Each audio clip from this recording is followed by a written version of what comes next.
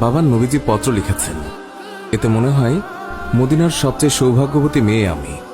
মেয়ের মুখে এই কথা শুনে বাবা আলহামদুলিল্লাহ বলে ওই সাহাবীকে ফিরিয়ে নিয়ে আসলো। বলল, তুমি যে আমার মেয়েকে বিয়ে করবে, দেনমোহর হিসেবে কি দেবে? তখন কালো সাহাবী বলল, আমার কাছে নবীজির ভালোবাসা ছাড়া আর কিচ্ছু নেই। ওই মেয়েটি বলল, বাবা আপনার তো অনেক টাকা আছে, নবীজির ভালোবাসার জন্য কিছু টাকা দেনমোহরের জন্য ওকে দিয়ে দিন। মালিক আরো বলল, বিয়ে যে করবে, কিছু কেনাকাটা করেছ আমার মেয়েকে সাজানোর জন্য? কালো সাহাবীর উত্তর, আমার কাছে কোনো টাকা নেই। ওই মেয়েটি আবারও বলল, নবীজির ভালোবাসার জন্য বিয়ের কেনাকাটার জন্য ওই লোকটিকে কিছু টাকা দিয়ে দিন।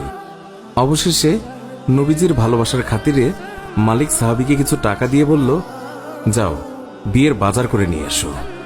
আজকের ভেতরেই আমি নবীজির কথায় আমার সুন্দরী মেয়ের সাথে তোমার বিয়ে দেব। নবীজির কালো সাহাবী মনের আনন্দে বিয়ের বাজার করতে রওনা হলো। বাজারে গিয়ে কিছু কেনাকাটাও করে। হঠাৎ দেখলো মানুষ দৌড়াদৌড়ি করছে। কালো সাহাবী বলল, কি হলো, সবাই এমন দৌড়াচ্ছে কেন? দোকানের মালিক বলল, তুমি যাই কিনবে তা পরে এসে কিনো। আমাদের সম্পদ মুসলিম বিশ্বের হযরত মুহাম্মদ সাল্লাল্লাহু আলাইহি ওয়াসাল্লামকে শত্রুরা আক্রমণ করেছে। এই বলে দোকান বন্ধ করে চলে গেল। কালো সাহাবী অন্য দোকানে গিয়ে বিয়ের বাজারের টাকা দিয়ে একটি তরবারি কিনল। হঠাৎ আবার মনে হলো সেই মদিনার সুন্দরী মেয়ে তার জন্য অপেক্ষা করছে। তখন নিজেকে বোঝালো, যেই নবী না হলে আমি হতাম না, এই দুনিয়া হতো না, সেই নবীর চেয়ে সুন্দরী মেয়ে আমার কাছে বড় হয় কিভাবে? এই বলে নবীজির কালো সাহাবী তলোয়ারটি নিয়ে যুদ্ধের ময়দানে চলে গেল। কিতাবে আছে, ওই যুদ্ধে নবীজির ৭০ জন সাহাবী শহীদ হয়েছিলেন, তার মধ্যে কালো সাহাবীও একজন। নবীজি অশ্রুসিক্ত হয়ে বলল, আমার আদরের সাহাবীদের রক্তমাখা অবস্থায় দাফন করে দাও। কিয়ামতের ময়দানে আমি আল্লাহর দরবারে এই রক্তমাখা শরীর দেখিয়ে কোটি কোটি গুনাহগার উম্মতের নাজাতের দাবি করব। হঠাৎ নবীজির চোখ পড়ল কালো সাহাবীর দিকে, রক্তমাখা শরীর নিয়ে এসে পড়ে আছে। নবীজি চিৎকার দিয়ে বলল, এই আমার কালো সাহাবীর লাশ, আজকে তার তো বিয়ে হওয়ার কথা ছিল।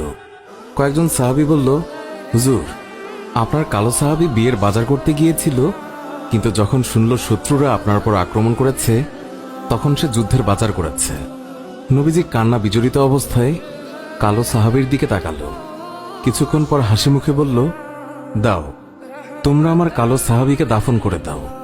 সাহাবীরা বলল, বেয়াদবি মাফ করবেন, আপনি কান্না অবস্থায় কালো সাহাবীর দিকে তাকালেন, আবার হাসি মুখে দাফন করতে বললেন, কারণ কি বলবেন হুজুর?